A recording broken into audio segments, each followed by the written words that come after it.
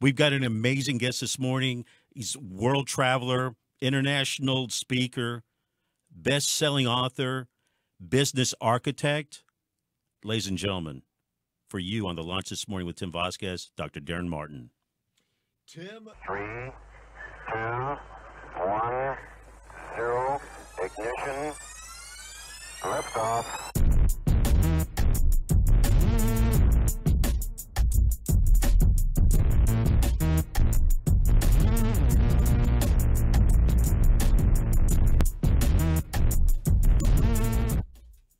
And welcome, everybody. Good morning, good morning, good morning on this Friday morning. Golly, aren't we so happy that the rain's over with in the Dallas-Fort Worth area? Dallas-Fort Worth area. I'm going to have an amazing show, a solid 1 hour of content. This is a show I'm glad you're going to be a part of because the gentleman I've got sitting next to me, I mean, it's huge. He's a huge guy, and I'm not talking weight-wise. I mean, he's huge in the business world. He's a best-selling author. I wrote a couple of books called The Whiteboard. Also wrote a book about the company of owners, which is what we're really going to spend most of our time talking about this morning. But I and there he is right now. I mean, just take a look at it. I mean, he's a handsome young man. He's got 4 books. And Daren, you can take a quick look over there. That's Daren Martin, ladies and gentlemen, Dr. Daren Martin. Born in Thailand. I know, right? Exactly what you're thinking. But here he is, born in Thailand, international guy. And let me just a quick introduction. Daren, thank you so much for being here this morning. I am so excited about being a part of the Tim Vazquez vast empire. And I don't know, dude, just the opener alone, I feel like it's drop the mic, show over. I mean, well, okay, we can do that. How cool is that? Yeah, and we could just run something with Jansen for the next hour, some music or something like that. I woke up this morning, I pop out of bed every morning. I'm excited and ready. But today, I was especially excited because I am so stoked about doing this show with you. And we've been trying to get together for the last 8 months to a year to get together, and it just for one reason or another didn't work out. Wasn't my bad. Oh, well, I'm speaking in Boston this week. Oh, I'm in Phoenix, Arizona, speaking to XYZ number of zillions of people. Well, I'm in Dallas this week, but I'm spending honey time with Elise, and I'm like, oh, what about honey time with Tim? Tim. Honey Time with Tim. I know that's a new show. That's a new show coming up. That's going to be. All I know is it'll be top rated, and it'll be on a different network with a few X's behind it and stuff. You want to see that. So, culture architect Daren Martin. Now, you are in the performance and transformation business. You hone in on areas of business related to company culture, leadership, employee engagement, attracting, retaining top talent. And peak performance for businesses. And you inspire, educate companies, organizations, individuals to go beyond their wildest imagination, their dreams. And so let's talk about this history. Why culture architect? Why that moniker? All right. So, if you're watching the show, listening to the show, raise your hand right now if you hate your job. Guesstimate number of hands that you think went up on a percentage basis. Probably close to 71%. We've got a 29% engagement rate at a typical company, which is just abysmal. And I'm out to change that. I think that's ridiculous. What does TGIF stand for? Of course, it's thank God it's Tim. Yeah, that's TGIT. I'm dyslexic. That would be a different one. Yeah. But nobody says TGIM. Thank God it's Monday. No, I get to go to work. This Right. is awesome. I'm so you know what? That's the way work is supposed to be. Work is supposed to be fulfilling. It's supposed to be something you're excited about.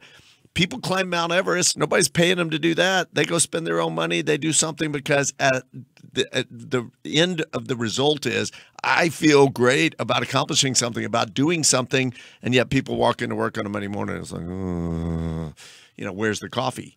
So somehow we got to go through a shift. And I say somehow, I think there's some very particular steps to that. But what passes for work is just ridiculous.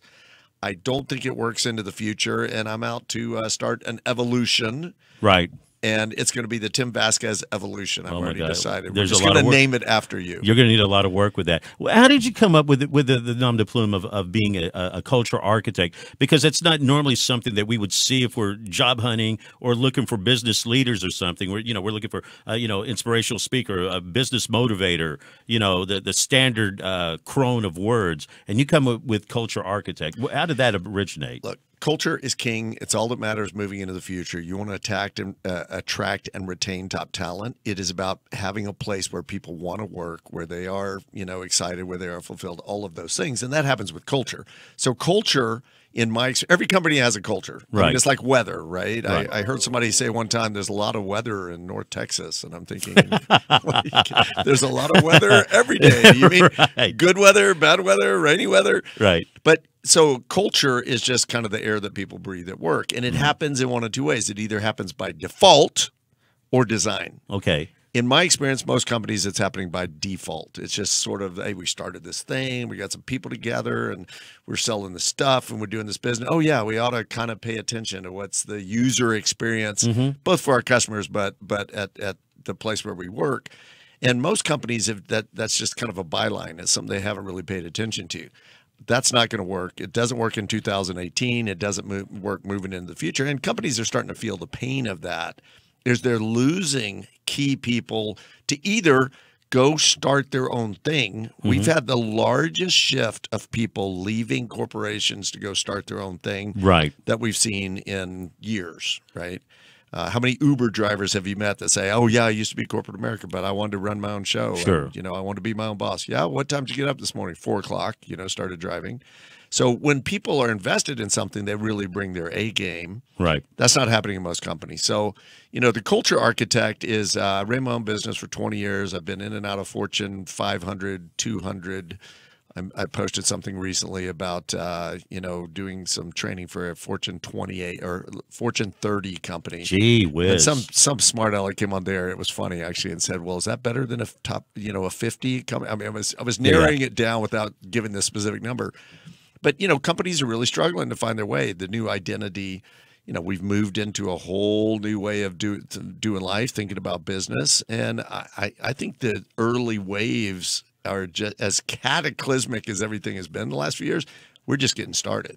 But when you first started and you worked for these other companies, what was the impetus for you to get out of the corporate, as it were, and because you had to have seen something and said there's a need here, but what was the first instance for you for that? So you see the good, the bad, and the ugly when you're walking into other people's companies, because that's how I really got, sold my business, went into consulting, started work with a few little mom and pop, family businesses, and then graduated on up from there, where I worked with a top defense contractor. I mean, again, some really good size, very, very large recognizable companies. And when you're doing that, you see the good, the bad, and the ugly. You see the bureaucracy, you see the either lack of leadership or great leadership, and you see the standouts, the things like, wow, this is rock and roll. This is really awesome. We need more of that. Let's do some more of that. And then you see the stuff that you're going, what are you thinking? Right. The disengagement that's creating, the amount of just, punching people in the face with not listening to ideas, not moving decision-making closer to the valve, when you've got these layers and layers of what traditionally was kind of management structure, you start to recognize that stuff. So I started writing books about it at some point, and evidently it struck a chord because we're getting great feedback from real leaders, people that are out there leading corporations. Your first book, it wasn't the two I'm actually going to be showing a little bit later, but your first book was The Sink? No. So it's kind of a weird story. So I put out 2 books in 1 year. It was actually a company of owners and whiteboard. There was a race to see. It was that's a whole other story in itself. Okay. But company of owners was one that I wrote while being at a company. I had a hallway conversation with the CEO, multi-billion-dollar oil and gas company, and I said, Dave, you need to fire your employees. And he's like, what are you talking about, Martin? Wow. I can't fire all my employees, right? And I said, no, you want people who act like owners. You don't want employees. And that just started this whole, little light bulbs were going off in his head. And I was going, whoa, that's right. That was good. Yeah. And so from there, I started developing curriculum, blah, blah, blah. That book came out. Same day, within 24 hours, Whiteboard came out, which was a hand-drawn I'm not necessarily recommending that you do it this way. I've done it 2 times in a row now where I put 2 books out on the same day. But that's just a hand-drawn, handwritten book that the late, great Leonard Cohen loved so much that he sent me an autographed copy of his poetry book before he died. Huge. And it said, "To Daren, a modern man, feel the words, feel it all, with gratitude and appreciation." Gratitude spelled with a D, by the way. Yeah. Instead of the T. Yeah. Leonard Cohen, 2016. Wow. Like, that's a special treasure. Of course. That's in your letterbox at home right now. So, yeah, absolutely. And Company of Owners has been called best book I've read since Good to Great. So you don't get much higher praise than that. No, absolutely not. And with that, I hope Jim Collins is not watching this. I hope he is. He's going to go, dude, like my book has real words in it. Yours is like I can read it in 22 minutes. Really? But it's not the fact of of the length of it, or it's about the impact of the power of the words that are portrayed in the book that gives the people what they need. So we live in a sound bite kind of world, and that's normally spoken of in a really negative way. But the reality is, we are time crunched. We're rushed. I've always loved quotes because you can take an idea that is life changing, and you can write a 7,000 word essay on it, or you can kind of put it out there in a quote or something that is so, whoa, gets really people thinking. So, as much as that's criticized, it's soundbite, people don't have the attention span. That's just the reality of where we are. I mean, think, pre-digital compared to thousands of years ago, the attention span. I mean, our brains are emerging, things are happening. So, to me, some of the most powerful ideas, the influences in my life, the Seth Godins, the Tom Peters, were people who could get in and say something, have a high impact. Heck, I brought Jeffrey Gitomer's book on selling because of one chapter title, "Kick Your Own Ass." Wow. Wait, can I say ass on here? Yeah, you can. Okay. Yeah. So, it's just like, boom, I got it. I get what you're trying to say. I brought you a little book. It's 585 words. Buddy of mine wrote, called "Loophole to Happiness." It's just this quick hit. And I looked through it, and there's no pictures, and I'm completely lost. I mean, well, I'll draw you some. Listen, I went to Grand Prairie High. There's not a lot, it's just tough for me. I'll just say that. Yeah, right. One of the smartest people I know. Dude, I demonstrated with whiteboard. I can draw stick figures. I'll totally illustrate that book, Oh, cool. During break. Wait, can you sign as Leonard Cohen? Yes, I'm going to sign as Leonard Cohen. The interesting fact to me, once you just said something a few minutes ago, it was about the fact it's taking these sound bites, and it's just these little bitty nuggets and bits, and we're in a society of we're like that. But the old standard, the old guard, it doesn't work. They don't seem to get that anymore, and that is so frustrating to me. When the old guard is stuck in their old way, and you're growling because I am. If you're not, that was me. So the book Beached Whale, which is kind of beached, by the way, that's a whole other subject. It's the cover, it's the title, it's some other things we would do differently when we get ready to do it again. But because the book's not really about a problem, it's about a solution, which is about unbeaching. But one of the things I talk about in there, I was at a company, and we implemented on their World Wide Web, homepage at the site, where there was a Twitter style feed where people could post things. And people posted things like, "Hey, I need a great resource for this," or "How do I track down this information? What do I do here?" And but then people also posted like, "Hey, my office is cold," or "Who wants to grab lunch?" Managers were going on there and just flaming them, and then telling them in person, "If I see you posting on there and I see you posting crap like, my office is cold, you're going to be in big trouble because it means you're not busy enough." Now, that same manager would sit there with a cup of coffee in the morning at the, quote, water cooler, right, and have a 12-minute conversation about who won the basketball game last night and not think anything of it. We've moved the water cooler from, the closet or the, room down the hall to digital now. And people get so incensed because, how long does it take to type "My office is cold"? Right. Is that really distracting somebody from their major work? But again, that goes back to the old school, the old guard, the old way of thinking, because the water cooler was a physical spot for people to gather to do exactly that, to make the messages to each other, to talk to each other. And that was that was the literal. Now it's the virtual. It's still the same thing. It's the same thing. And you know, we say, well, it's not really a relationship unless you're looking at people. I've got, I'm a little bit of a social media, like, well, I won't say the word I was thinking, but I've got a word for you. Yeah, I'm sure you do. I bet you do. But, I'm a pretty active user. Okay, go back pre-digital pen pals. Yeah. Who would say, yeah, we send a letter, we send aerograms. I send an aerogram from the U.S. to Italy, and they write me back, and it comes once a month, and we've been doing this for 10 years now, and I feel like I know this person like a brother. Nobody would say, that's ridiculous. That's absurd. You don't know that person. You've never seen them face to face. Right. And you go, wow, what an intimate relationship you've built up with them.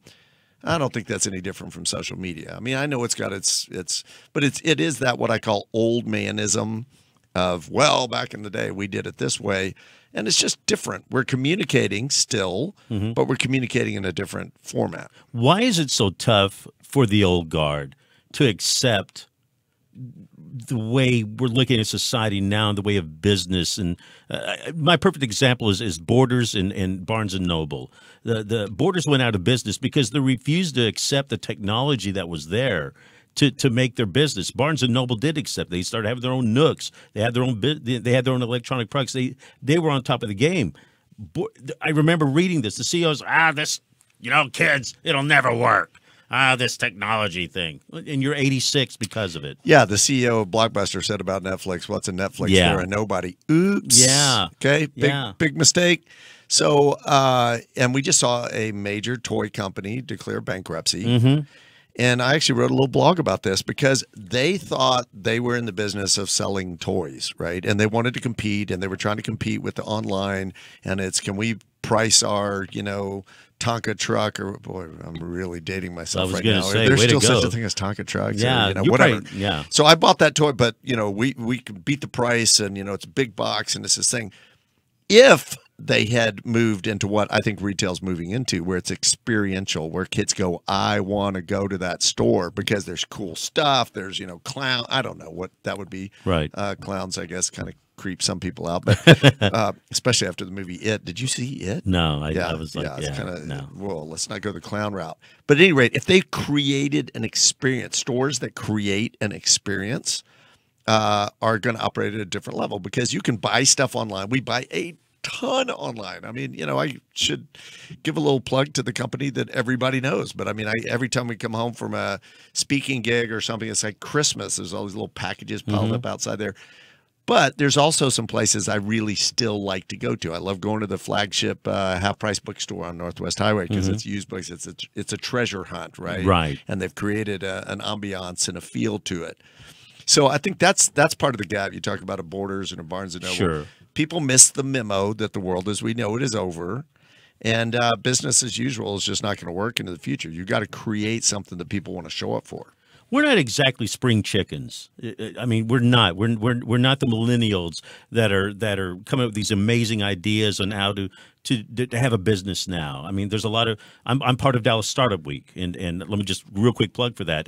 First week of April, Dallas Startup Week. Go to the site. You went last year. We went last year. We're going back this year. Yeah. It was just, oh man, the value we got out of that. Hearing people, hearing speak. We fuel on new and fresh ideas. Right. And boom. Man, I can't say enough about it. And that's where I'm going with this, is the fact that there's still an old guard, the cronyism. Yep. They just can't accept that. Okay, but look, millennials, it's not an age group, it's a mindset.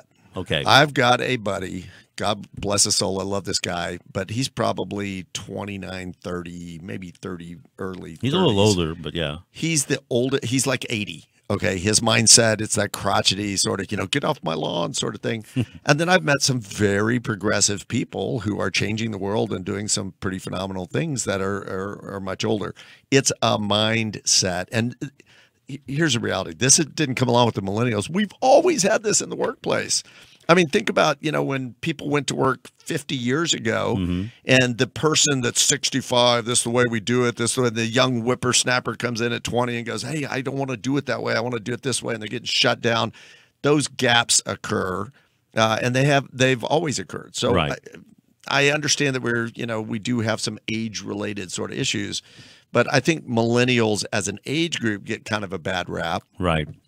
For the way that they're trying to do work and what they want to do. You know what? They just have rejected a lot of that stuff that, quite frankly, we didn't like either. Right. We don't like this 70, 80-hour work week and you're not accomplishing anything and it's just, grind it out to try to get a paycheck. I'm going to take it. We got to take a break. What we're going to do? I know. I know. But we are going to take a break. It's about. To be honest with you guys, it could be about an 8-minute break. But this is a really cool break because you get to see Daren perform on stage. And if you had to pay for this, I'm telling you, it's going to cost you a little bit of a nickel. But he's got what we call a sizzle reel, and it's about an 8-minute take, and you're going to get to see Daren at work at his best. And this is the demo. Basically, it's a demo tape. So you're listening to Lunch with Tim Vazquez, heard every Friday here on On Air Media Network, and we'll be right back after this with Daren Martin. Today is about you. Who's today about? From right here. Now go win some championships. What an energetic, pumped up way to start our convention. We show up in life, we show up in relationships, we show up to work in one of two ways. We either show up as Wonder Woman, I am Wonder Woman. Okay, if you're a dude, you can be Superman, all right? You don't have to be Wonder Woman. We show up either like that as Superman or Wonder Woman, or we show up as Eeyore. So it's either this or this. Now, I know it's later in the day. It can't be floppy like this. Got to be really big, okay? You ready? On the count of 3, adopt one of those two positions. 1, 2, 3. Hold it. Hold it. Okay, great photo op. Thank you all. Grab a seat. When I was looking for a speaker to speak on employee engagement, I came across Daren Martin, and I was blown away by his presentation. He actually delivered more than he did when I was watching his online presentation. He customized to our event, and it was amazing. I would absolutely recommend Daren Martin in the future. So we have a problem. I don't know if y'all heard the problem. Did their descriptions match? Okay, so who's right? This is America. They can't both be right. Who's right? Ashley or Susan? Who's right? Silly question, okay? How are they both right? Because they are looking from what? Different perspectives. Owners look for opportunities to understand the other person's position as well as they can see your own. Daren Martin is amazing. What you predispose yourself to and decide you're going to see is what you see. So if you tell yourself a story that the world's a bad, scary, place, people are out to screw you over at every turn, and if you're not careful, people take advantage of you. What kind of people do you run into all the time? People who are going to screw you over at every turn. If you decide, on the other hand, it is a beautiful, glorious universe, everybody is together, everybody is committed to your success. If you'll just look for them and find them, what kind of people are you going to see? Certainly people like that. I'm incredibly inspired by Daren's talk today. Even asked if we could bring him to the corporate office to speak to some of the managers and upper management. He does a great job of allowing you to understand the types of people that work in companies, those that bring it down and those that bring it up. And we all want to be those people that bring up our companies. We have been afraid of the zombie apocalypse. We have all these movies about it. We don't have to fear it. It's already here. It's like present. Very amusing. He's a great presenter. So when a zombie comes up against a chain link fence, does he go looking for wire cutters to figure out how to get through that fence, yes or no? Does he figure out a way to get around the fence, yes or no? No, what does he do? Keeps bumping up against that fence until hopefully he reaches critical mass and enough other zombies come along and they're able to just topple that fence right over. The typical engagement level at your typical company is what percentage? 29%. Now, I think that is abysmal. I think that is ridiculous. It's like a 6-string guitar with only 2 strings working. It's like a 3-legged stool with only 1 leg. It's like a 6-cylinder engine with only 2 cylinders. I can go on and on if y'all want. You don't want employees, you want people who act like owners. Who would like a free copy of my book? Who wants a free copy of my book? Come on. Who? Really? Sorry, you get bonus points for coming up on stage. Okay. There were some people that were a lot closer, could have gotten here quicker.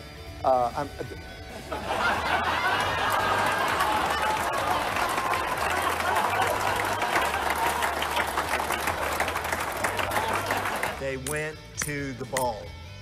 Owners go to the ball. They don't wait for it to come to them. I mean, we stand out there so many times going, me, pick me. And I'm just telling you, it's not going to work that way. So a friend of mine said recently, quit waiting for your ship to come in. It's not going to come in. You have to go build it. So, and whoever told us that lie years ago, that good things come to those who wait, okay? Not true. Good things come to those who go out and make it happen. Very helpful. He's a great speaker, congenial. He does make us laugh and shows us better how to work with each other to have better results. Owners master their thinking and emotions. So do something real quick for me. Look around the room, see all the red in the room real quickly. All the red, find the red, find the red, find the red. Okay, close your eyes. Now, make a mental list of all the blue that you saw in the room.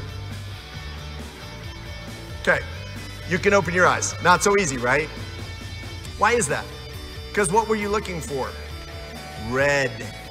There's this little thing, it's based on science. By the way, science is starting to back up all these crazy notions that we've had for a while about the way we operate. And what science is indicating, there's a little thing called the reticular activation system. And basically how that operates is that you see what you're looking for. So if you've ever had the experience, you buy a brand new Honda Accord or an F-150 or whatever it is, and you get out there and you start driving around, what do you see everywhere? Honda Accords, F-150s, okay? I came the other day, I wanted to go to the Super Dry store. I don't know why, it's one of my new favorite brands. And I was walking around the casino, victim of my own deal today. I was like, man, everybody's wearing Super Dry. I'm like, duh, you're about to teach on this stuff. No, there's probably a lot more Polo walking around you. You just happen to notice every time somebody comes by with that. It's the same way with the way we view everything in life. He brings a variety of his culture and insight to every single one of our events, and is an absolute pleasure of a person to deal with as well.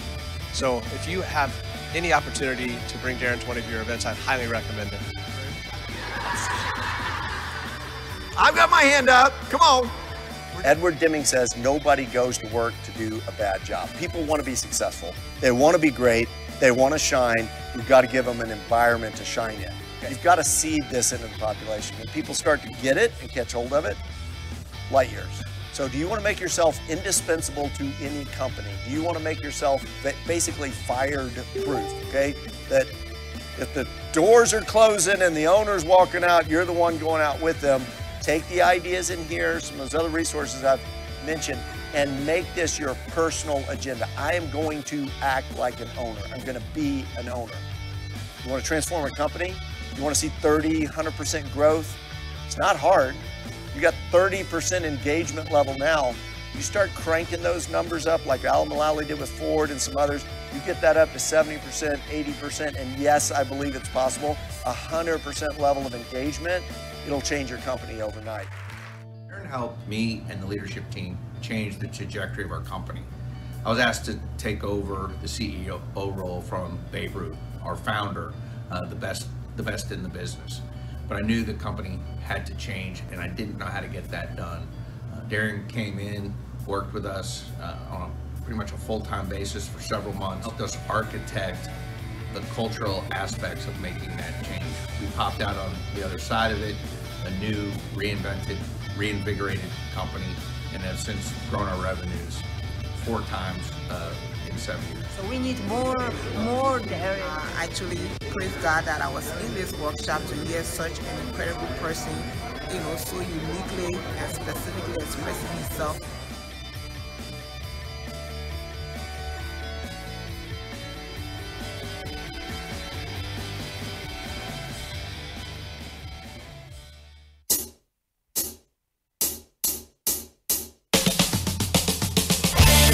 Well, we're back with the Lunch with Tim Vazquez, heard every Friday here on the On Air Media Network. I'm with a special guest this morning, and if you've been watching, which I sure hope you have been, you just saw Dr. Daren Martin, what we call a sizzle reel in the business. It basically is a promo reel, and I know we've been talking some amazing subjects and stuff, but I mean, And I was telling Daren during the break, I said, normally, I would never, ever, ever run an 8-minute break with anybody. But Daren's so dynamic on stage, and you get to see what he's doing, and you get to see what he's about. And people pay a lot of money, frankly, to see him speak. And he's so giving of his time to come in here and spend some time with me and to spare some time with you this morning to give you some information and tips and what we're seeing in business and stuff. So, again, Daren, thank you so much again for coming in this morning. It's a good thing that people pay me big money to do the stage stuff because it's the only way I could afford to be on the Tim Vazquez show. Well, I didn't, I'm so modest. I didn't want to talk about that, because it ain't cheap. We got friends that are dying to come back on the show. They're like going, how come Daren's first? I said, because Daren and I have been doing this, trying to get together for almost a year now, so he gets first dibs. Yeah, I had you on my podcast too. Yeah, and I ended up actually got to say a few words. I did. Well, I ended up interviewing you. It turned out it's like 45 minutes. Daren show's 30, and I was going 45 with it. And it's like I'm interviewing Daren on his show. That's great stuff. Because frankly, I get tired of talking about me. Because you're a marketing genius, dude. Oh, thank you. You're too kind. So what you just saw was again the sizzle reel, and I hope you enjoyed that. It's pretty dynamic. But in parts of that sizzle reel, part of what Daren's talking about overall it's that the old manisms. And the old manisms, the things that don't work anymore. You can't do that old school type of business anymore. We were talking about millennials before the break and how they're really making a change in business now. And again, the old guard, like, man, these kids, these smart alley kids going to college and stuff. They don't know what they're doing. They're not going to college anymore, Sparky. They're not. They're going to startup weeks. They're being their own entrepreneurs because you know why? Because it's people like you, the old crony guy, that has his job that doesn't care about the people underneath you. The people underneath you are lining your pockets. I'm not saying that for everybody, but they're lining your pockets. And then they're losing jobs. And the reason the millennials and people that are doing startup weeks, and by the way, startup weeks of all ages, because they're not getting the gold watch after 25 years. They're not getting the certificate at the big dinner anymore. That's not happening. And they saw their parents lose their jobs. So I embrace the millennials and I embrace new thoughts. And you should be too. Whatever you're thinking for your own business, take that in mind and use that to your advantage. Daren's been given some great takeout tips along these regards about the fact that it's about empowering yourself. I'm not too far off that. Oh, man, you just open up like not a can of worms, like an entire bucket of worms. Let's go. Because these are, I am so on board with what you're talking about. I had a friend of mine, Michael Kerrigan, throw his name out there, but he said he's had two kind of teachers, those who taught him what to think and those who taught him how to think. Very few and far between the second one. And I do think academia lost its way a long time ago. It became this, go get a degree, and then a great degree is going to get you a great job. A great job is going to get you the gold watch. Those days are over. It's not working that way. No, it's not. And quite frankly, it's time for really a refresh. I think we're moving into an era where work becomes much more about creativity. Daniel Pink wrote a book a long time ago called A Whole New Mind, Why Right-Brainers Will Inherit the World, because all of that left brain stuff that we valued for so long, AI, machine learning, everything is going to start to move in a very different direction. So people are rethinking the traditional paths. Now, my daughter's a UT at University of Texas, right? Yeah. BHP, Business Honors Program. Right. Well, I've got to get the hands. My son went to Texas Tech, National Merit, etc. Yeah. But quite frankly, I don't know that those degrees are going to yield the same kind of results as they have in the past. And institutions need to do a rejig where it's really about teaching people not what to think, but how to think. We did a big tour a while back, all the big schools. My daughter was top of her class. She applied to a lot of the big names. And what was fascinating to me was I'm listening to the seniors from these schools. You'd recognize them if I mentioned them. And these kids are going, well, what are you doing? And they're going to work for these consulting firms. They're going to work at these. And not that there's anything wrong with that. It can be a great way to get your start. But I'm just out there going, is there not one of you that's walking away to go start a company or taking something you learned and you started while you were in school and doing? And people are just bypassing the ones that are, the entrepreneurs in many cases are just bypassing that thing altogether. The only thing that I wish that when I was going to that I had some business classes. I would think that would be I don't know if that okay, you've got a thought on this apparently. Yeah, so okay. Og Mandino says, and I completely agree with him, life is a game. He says, and if you don't think it's a game, you don't know what you're talking about, and it has rules. And he said academia did not teach us the rules of the game. They didn't teach us how to be successful. They didn't teach us how to make money. You know, dude, I went to 12 years, 4 years of college, 2 years of master's degree, 5 years of PhD. Now add that up. Now, did I get some good value out of that? It's cool to be kind of the, Dr. Martin. Right. And yes, I learned some things along the way, but nobody taught me how to make money. Nobody taught me how to, do life or relationships. But having that background in business, doesn't it give you a foundation to build upon that you start to understand structure? And that's what I guess I'm going with this, because there's nothing about structure when you're just throwing yourself out in the entrepreneurial world, because there's so many people looking for work. Oh, yeah. So I got a PhD in psychology, started my own business, did not have a clue of what it looked like to run a business. Right. And you talk about, learning the hard way. I mean, people always say that, you learn from your mistakes. And I heard somebody recently, I totally agree. No, I'd rather learn from other people's mistakes instead of just falling flat on my face. Right. And, I just think a lot of the core things that go into making life really successful just don't get covered as we're growing up and in those kind of environments. And we're starting to see a shift with that. People are figuring that out earlier on. That, I mentioned Seth Godin twice now. Right. Has an alt MBA where it's real world kind of stuff. We're not going to, do formulas and this and that. We're going to teach you what, where the stuff really is. And I haven't seen the program. I'm assuming it's come from Seth. It's great stuff. Mm-hmm. But today we've got all sorts of alternatives. I mean, you can learn to write, you can learn to paint, you can learn to write online from the best of the best. Mm-hmm. I just saw this thing that's been out last year or two, the master class, and learn acting from this heavy hitter, or today when you can turn that thing on and get excellent instruction, why are we going through some of the more traditional routes? But flip side, what is it? 50% of Americans didn't read a book last year. Right. A single book. How frightening is that? That's really scary. I do believe readers are leaders. And when I say read a book, look, I do a lot of Audible, online reading counts if you're reading something, significant, TED Talks. I mean, there's a lot of ways to consume information. But I don't think everybody puts learning as on high a curve as maybe we do, just in terms of value. Right. But just me and you. We're the only two in the world. Exactly. I didn't mean it to be that exclusive, but it is. Yeah. But doesn't. Okay. My thoughts still go back to the old school of thinking and the old school of doing business and working for somebody else. Do you really want to work for a company that values you? Because that's part of that. I think transparency in a company is a big deal. Or, is it ruling with authority, or is it ruling with influence?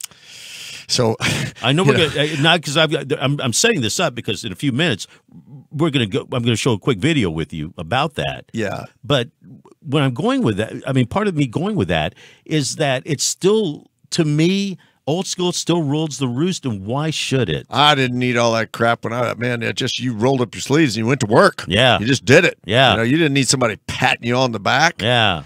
So I do a thing when I speak, and I talk about, I've got a racehorse, and I'm going to run this racehorse, and I want to win the Kentucky Derby. And I say, what should I do to prepare that horse? And people say, feed it, take care, blah. And I said, no, that's ridiculous. I'm going to beat it. If it gets injured, I'm just going to tell it, suck it up, toughen up, right? I'm going to starve it. I'm going to put it in a dark room somewhere and just not reinforce it. And people are like, dude, what? Your horse is no way going to win. I said, how's that any different in the workplace? Why is it such a negative that we actually take care of our people? I mean, Southwest, Herb Keller proved this a long time ago. Yeah. Take care of your people. They'll take care of your customers. But when you actually bring out the best in people, look, taking care of people is not coddling. I'm not talking about, just do whatever you want to do, whatever you want to do it. Yeah. But the reality is, if you create the right environment, what people want to do is perform and produce. I do believe that's how we're hardwired. I'm very positive about the human spirit and the human condition. And we've just squeezed that right out of people. And that just sucks. I think it's just, it's so sad. I see we've seen friends on Facebook that are, I need a job, I need looking for work, or I know somebody's looking for work, and you read all the time, Zales let go of 1,500 people, and they're shutting down Nordstrom, and they're doing things, and it's so sad and it's depressing. And I'm thinking, start your own business. Start your own business. Who dragged you in here this morning? You did, because of who got you out of bed and said, Tim, you've got to go do this. No, that's all on me. I mean, you love it. I love it. You absolutely love what you do. You're passionate about it. This is like my break of the week. If you have an idea tonight at 11 o'clock, you're going to be jotting it down. You're going to be doing the thing, right? Because you're connected to what your passion is and what you're doing. But why aren't people doing that? So hold on to that, Jan. So we're going to go ahead and do this. I'm going to go a minute early on the break here, and this goes back to, it's a quick little thing with Daren, a quick video with Daren. It's about how your company should rule with authority or influence, because I think you just bringing up something. It's going to break up my whole break. So if I don't do this, I'll lose my thought because I'm ADHD. It's your show, Tim. Whatever you want to do, let's do it. Oh yeah, you're listening to Launch with Tim Vazquez. Heard every Friday here on the On Air Media Network. Hey, you know how beach companies lead? How? They rule with authority. Do it because I said to. Yes, sir. That's the way it is. Okay. Look, did you see the title on my door? Yes. I'm the president. Okay. I'm the deal. I'm the thing. Right. I'm the supervisor. Okay. My job says that I have to. Okay. Real companies and beach companies rule with influence. They have people doing things because they want to be doing them. Give me an example. And managers and people that are in positions of quote authority are really there because they're influencers and because people want to work for them, not have to work for them. What happens when the manager who's an authoritarian walks out of the office? Does stuff happen? No. No, everybody just starts goofing off. Unless they talk about him in the bathroom. Yeah, maybe they do that. Yeah. And then So you say, oh my God, I'm so glad it's gone. when a company is ruled by influence, not authority, the work is irrelevant about who's in the room because everybody's passionate about what they're doing and they're eager to perform for the company. Yes. So, beach? A beach. On beach.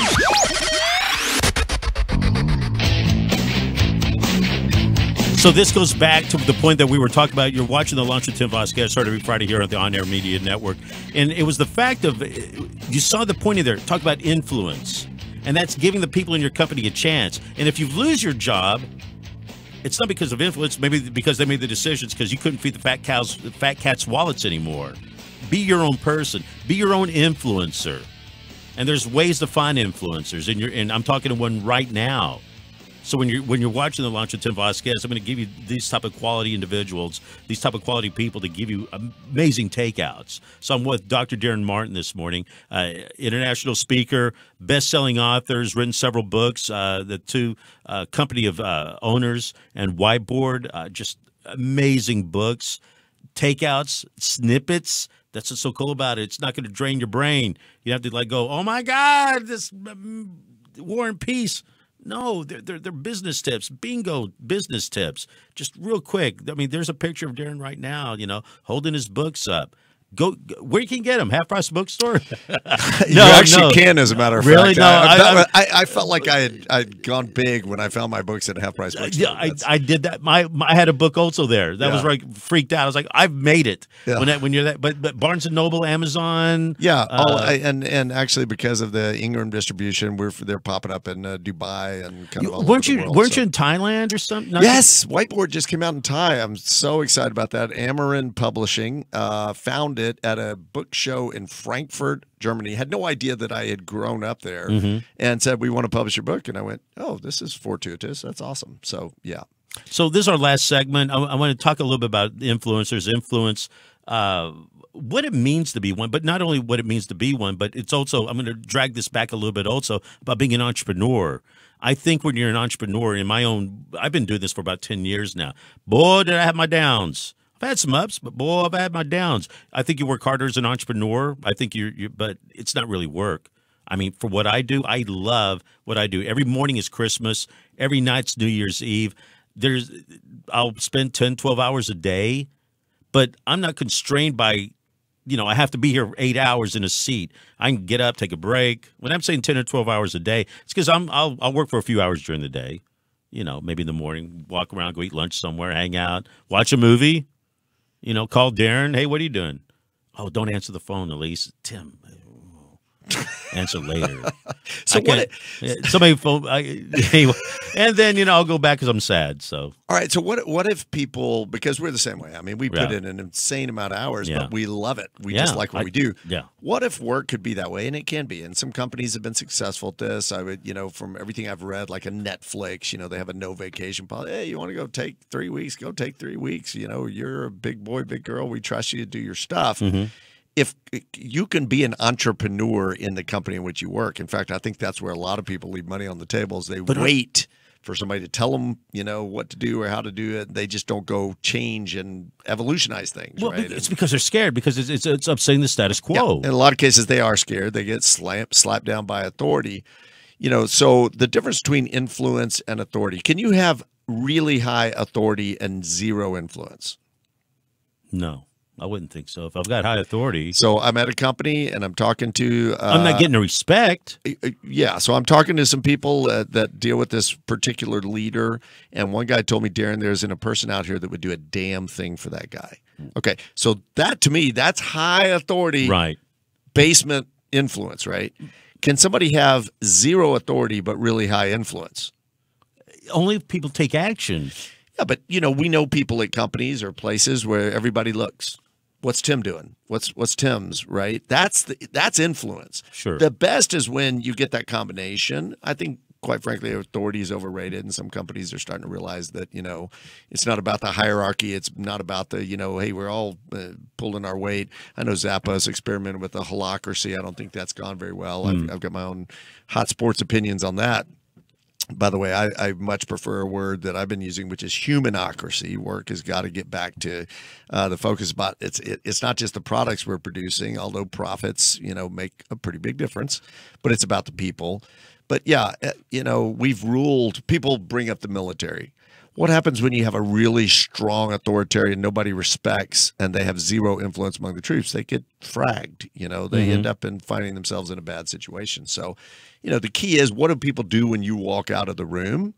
And if they go back to doing something else they were doing or the whatever, that's authority without influence. You got to have both, or you've got to have really strong influence. Then people will go to their grave for you. Well, and this goes back to the point that you spoke at the very beginning about 29% of the people. If a company's not transparent with their employees, I don't really think there's anywhere to go at that point, because it's like I would feel vested if the boss came to me and said, look, here's what's going on.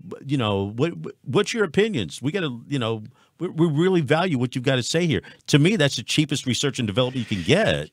Absolutely. And when, you get, it's the contrast between Henry Ford is on record as saying, why when I ask for a pair of hands, do I get a brain? He wanted at that time. And I can defend that all day long. There were reasons for that. But then you get Toyota, 40 ideas a year from every employee. And you better bring your best stuff, because we need kind of an all hands on deck. But look at what we're doing right now. There are a lot of ways we can spend our Friday morning. It is Friday, right? Yeah. Occupational hazard. Can't forget what day it is. But there are a lot of ways we can spend our Friday morning. We get a lot of requests. We don't just get off the couch for much, because we travel so much. We work really hard. Mm-hmm. You did not authority us to be here. You didn't say, Daren, you will be at my show on Friday, blah, blah, blah. You influenced it. You're an influencer in our lives. You said, hey, do you want to do? I'm like, heck yeah, I want to do the show. And you said, come on. Well, and we rearranged to be here. Why? Because we respect you. You have influence in our lives. We know it's going to be a great gig. It's going to be fun. It's going to be, that's the way things ought to be working at work. Instead of do it because I told you so, it ought to be because I'm creating a situation where you're going to learn, you're going to grow. It's going to be good for you. It's going to be good for us. And it's an absolute benefit for everybody involved. That's where you're really hitting the sweet spot. Does that come back to being an altruistic type of work? To me, I love what I do. I love helping people out. I mean, whatever tips I can do on my show to help people out, I love that. When I first started, nobody was there. I had nobody I could turn to, and I'm a street rat. I've learned everything on the street. but I love helping people out. Always had that in me. So people, this is groundbreaking. Go get your pencil. Okay, this is gonna be really important. And I just said pencil. Who uses pencils anymore? Is it number 2? Yeah, number 2 pencil with an Indian writing. There's so many different ways we could go with that. Yeah, but yeah, the big chief pad. Get your chief pad and your number 2 there pencil. There we go. Okay. Yeah. People like feeling good. I know that's weird. But people do, even people who do things that don't feel good, do it because at some level it makes them feel good. Right. It's reinforcing that kind of where they find their value and so on and so forth. So when you are helping people get that juice, okay, when they are like, whoa, man, I feel great about what we accomplished. I feel great about what I did. That, they're gonna be excited about whatever they're participating in. When people are beat down or people are kind of, well, I know this sucks, but just go do it anyway. That's a whole different environment, and people don't stay around very long in 2018 for that kind of experience. Why is it so tough then for people to embrace this humanism, this new way of thinking? It's not really a new way of thinking, but why are they not embracing the feel good? So we have a whole generation that grew up with the life sucks and then you die, and that's suffering is that's just the way it's supposed to be.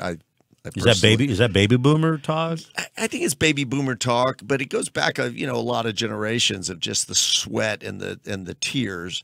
And I do think we learn a lot from that. I think hard work is great work. It can be a really fulfilling kinds of thing. Although I tell people I'd rather work smart than hard necessarily. But it's an ideology. It's a philosophy that we bought in. No pain, no gain, right? And you can make cases for that. But in the work environment, I think ultimately it's really about creativity. It's about unleashing, do people perform better when they are joyful and when they're feeling great about life?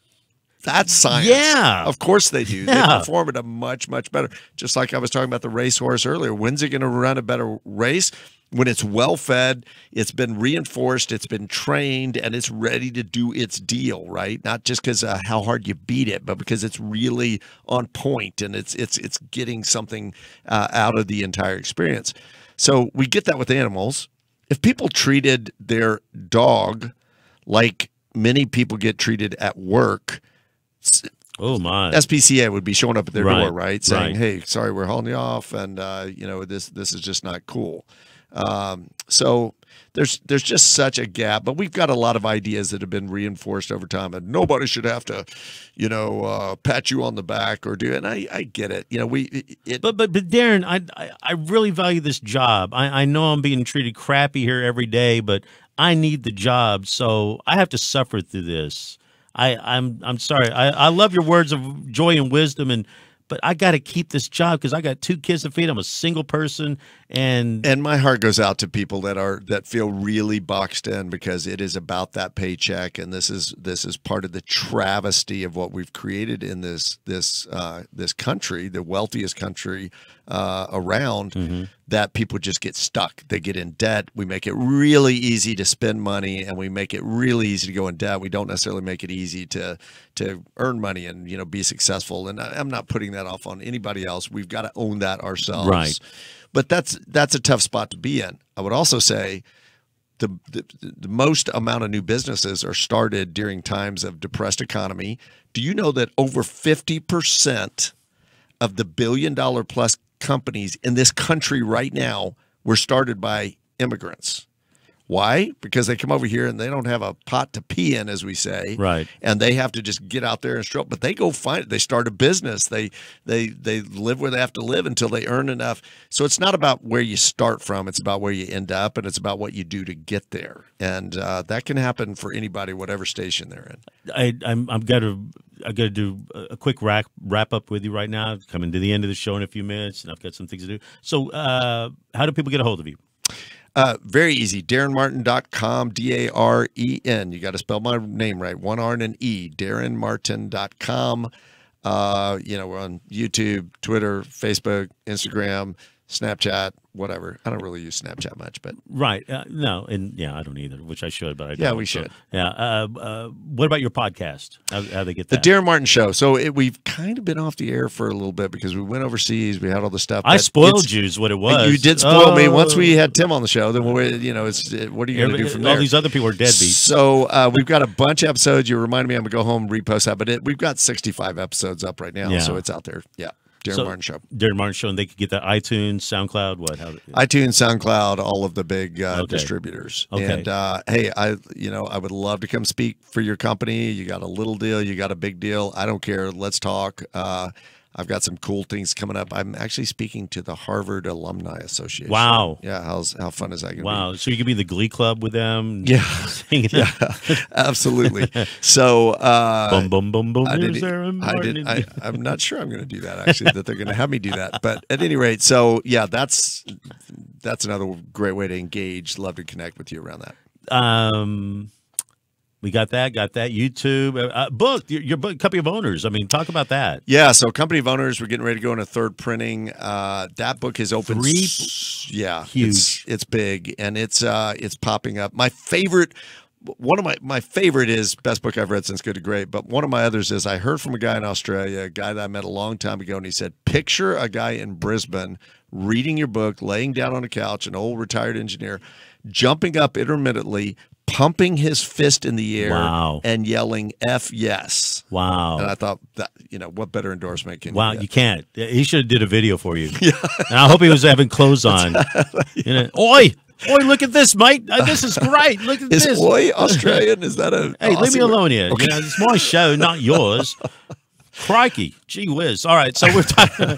So, Daren Martin, thank you so much. I'm going to do a little quick wrap of you. We're going to do a quick break though, because we're talking about your passion. What you want to do for your passion stuff. Well, great. I found a wonderful video from Neil Patel, and I think Neil. He's a genius. Sign up for his stuff too. Neil Patel's going to talk about for a minute or so. Talk about how to turn your passion into profit. What if your passion doesn't make money? Like what? Give me an example. Art. You can always make money. Look at those paintings by like Picasso. Yes, for most people, it won't make money because they're just like, oh, I'm going to go get a college degree in painting and then I'm going to be a painter and I don't know how to make money. If you take the conventional route that everyone else takes, yeah, you probably won't make money because you have to compete with tons of other people. I can say the same thing about being a lawyer. A lot of people tell me, oh, now when you graduate from law school, it's hard to find a job because there's too many lawyers out there. Take the conventional route, you won't do well. My friend Sasha, she had that same problem. I graduated from law school. No one's going to give me a job. After a year, no one still gave me a job. I can't make money. This career is useless. And then I'm like, go to networking events, go out there, talk to people who need help with their legal advice, and do it for pennies on the dollar. She started to do that, and she's like, oh, wow, I'm starting to make money. Oh, now they're referring me more customers. I can charge a bit more. Yeah. Within 2 years, her yearly income got up to over 6 figures. She had some expenses in there, but her profit was around $80,000 bucks. Right. It's not bad within a few years. No law firm would hire her, but yet she would still do it on her own. You can do the same as an artist. You can find out what's cool and hip out there. You can see what's trending. Why not paint that stuff? Go do some Facebook ads and go sell it. You have a credit card, Facebook ads are net 30. There's no reason you can't make money as an artist. You just have to be creative. You want to take the traditional route with everything? Of course you won't do well. But you're willing to put in some hard work and some creativity, you can do well.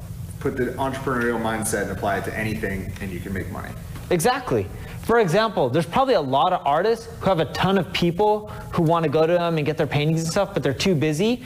Or most of the people who hit them up can't afford them. You can go to them and be like, look, I'll take all your leads that can't afford to pay you, and I'll charge them 1/10, and sure, my quality won't be as good as yours, and you can let them know, like, hey, I'm not associated with Neil or Adam or whoever the painter is, and then you can be like, look, I'll give you a 10% kickback for whatever I make. It's free money to them. They're not doing anything with those leads anyways. That's being creative. And that just makes so much sense. I mean, I tell people that all the time. I think you do too. It's like, hey, look, they become, basically, those type of people become brand ambassadors for you. It's free advertising. I mean, they're helping you out. So, again, Daren Martin, thank you so much for being here. Thank you for having me, Tim. I really appreciate it. And again, I want to have you again before I have Dean Lindsay or Scott Schilling or any of these other We need to do a marathon one day and just do my gosh, a that would be so much 15-hour fun. show. Let's do it live in studio. Oh, that would be fantastic. I don't think Jansen could stand for it, but I think that'd be fantastic. Oh, he's up for it. So next week's show, the Crypto Cousins, Gary Leland, Tony Cicala, both great guys. They both are very successful right now on iTunes. These two guys are number 10 in iTunes for their podcast show, Crypto Cousins.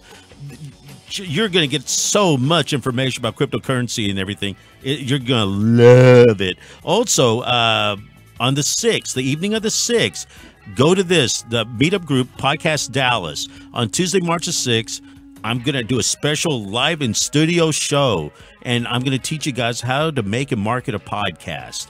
It's going to be so much fun. It's only limited to 50 people. Right now, we're almost at 40 people at this time right now. Get in, get on, get smart. So get on the meetup on March the 6th. Go to the Podcast House, and you'll get in on that. Thank you again so much. You've been listening to Lunch with Tim Vazquez, heard every Friday here at the On Air Media Network. Daren Martin, special guest this morning. Super Elise, his beautiful wife. Dad's here. We're all having fun. We'll talk to you guys next week. Thank you. Bye-bye.